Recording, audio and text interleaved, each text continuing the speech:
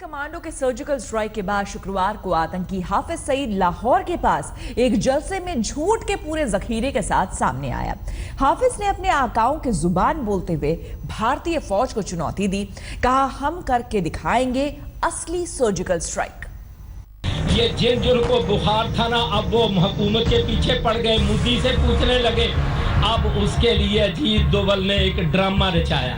मोदी सरकार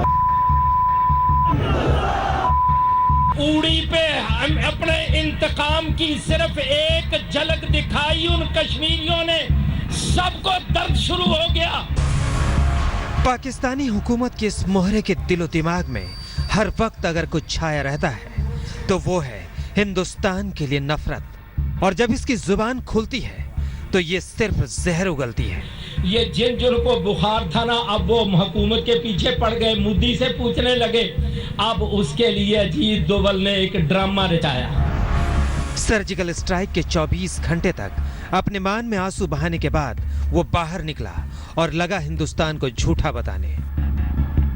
14 दिन गुजर गए, फिर ये पूछने लगे, भाई आपने कहा था हम करेंगे, सर्जिकल स्ट्राइक करेंगे, पाकिस्तान पर हमला करेंगे। ये जिनको बुखार था ना, अब वो हुकूमत के पीछे पड़ गए, मोदी से पूछने लगे। अब उसके लिए अजीत डोभाल ने एक ड्रामा रचाया और जनाब अंदर बैठ के सर्जिकल स्ट्राइक तश्कील दी। वो सर्जिकल स्ट्राइक जो सारा अंदर बैठा हुआ एक ड्रामा, ये एक फिल्म बनाई गई। आज हाफिज सईद बहुत मजबूर दिखा। भारतीय जांबाजों ने इसके चेलों की लाश बिछा दी। परेशान हाफिज सईद दर्द छुपाने की नाकाम कोशिश करता रहा। वो जानता है कि अगर उसका खौफ दिख गया तो आतंक का महल पल भर में दरक जाएगा। न सिर्फ उसका वजूद बल्कि उसके पीछे खड़े चेले भाग खड़े होंगे।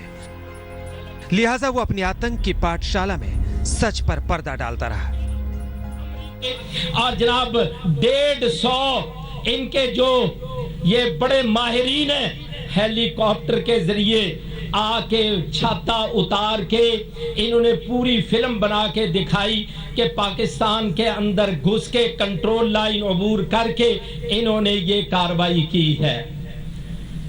भाई कहीं भी कोई कार्रवाई नहीं हुई है, ना बिम्बर में हुई, ना लीपा में हुई, ना छम में हुई, ना दुधनियाल में हुई।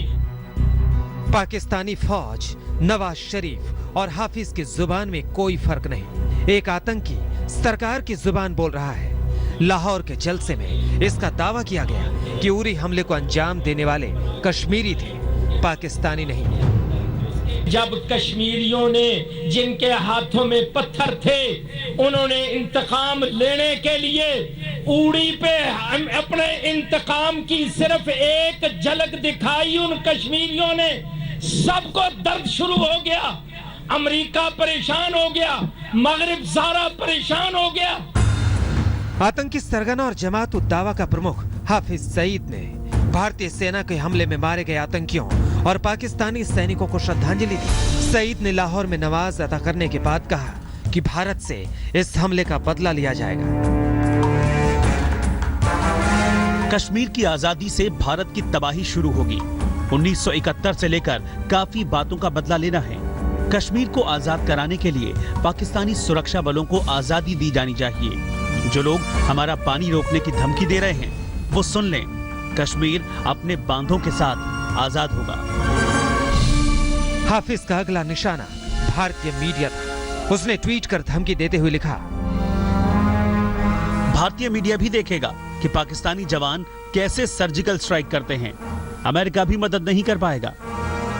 भारत ने लाइन ऑफ कंट्रोल पार करने की बात कबूली है, इसका जवाब आपको जल्दी मिलेगा।